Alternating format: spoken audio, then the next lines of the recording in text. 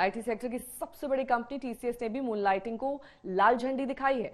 Company ने साफ कर दिया है 6 लाख कर्मचारी एक साथ 2 नौकरियां नहीं कर सकते हैं। टीसीएस ने इस कंपनी के मूल सिद्धांतों और नैतिकता के खिलाफ बताया है। इसके पहले विप्रो और इंफोसिस भी मूनलाइटिंग का विरोध कर चुकी हैं।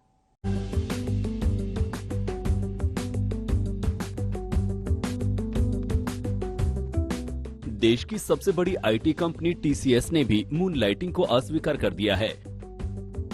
विप्रो और इंफोसिस जैसी दिग्गज कंपनियों के बाद टीसीएस ने भी इस मुद्दे से असहमति जाहिर कर दी है। टीसीएस का कहना है कि ये एक नैतिक और सैद्धांतिक मुद्दा है और ये कंपनी के मूल मूल्यों के खिलाफ है। That they will work only for TCS, they should not work for anybody else, right? And as I mentioned in that conference, we feel that it's an ethical issue, and it doesn't, I think the reciprocity of commitment is very critical, and it's against unless that is there, it's against our own value systems, the way that I'll put it. हालांकि विप्रो की तरह TCS ने अपने किसी भी कर्मचारी के खिलाफ कोई कार्रवाई नहीं की है, लेकिन ये बयान जारी करके कंपनी ने अपने 6.16 लाख कर्मचारियों को 2 नौकरियां न करने का साफ संदेश दे दिया है।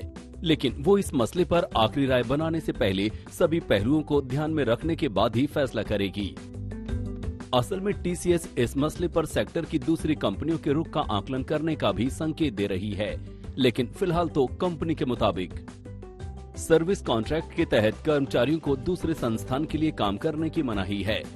कंपनी और कर्मचारी एक दूसरे के हितों के लिए काम करने को प्रतिबद्ध हैं, लिहाजा दूसरे संस्थान के लिए काम करने से हितों में टकराव होगा। टीसीएस ने साफ कर दिया है कि ये उसकी राय है और दूसरी कंपनियों के विचार इस मुद्दे पर अलग अलग भी हो सकते हैं। There are always some debates, but our view is that look, the IT sector has different operating models, right?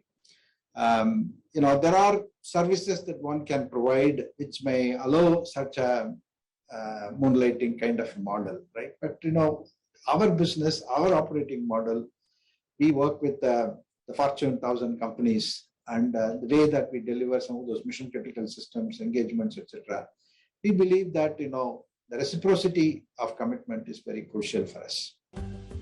दरअसल मूनलाइटिंग का चलन कोरोना काल में वर्क फ्रॉम होम की सुविधा के बाद तेजी से बढ़ा है। कुछ देशों में जहां इसकी मंजूरी है, वहीं भारत में ये चोरी छिपे ही किया जा रहा है। कंपनियां मूनलाइटिंग को लेकर तैयार नहीं हैं और विप्रो ने तो इस आरोप में 300 कर्मचारियों को नौकरी से भी निकाल दिया। लेकिन स्किल्ड मैन पावर की कमी के चलते जहां कर्मचारियों को भी ज्यादा काम करके पैसा कमाने का मौका मिल रहा है, वहीं कंपनियों को भी आसानी से कम खर्च पर अनुभवी और पारंगत मैन पावर मिल रही है। अब देखना यही है कि कंपनियों की जरूरतों और कर्मचारियों की स्किल के चलते कब ये मुद्दा भारत में स्वीकार्य रूप अख्तियार करेगा। आज तक ब्यूरो।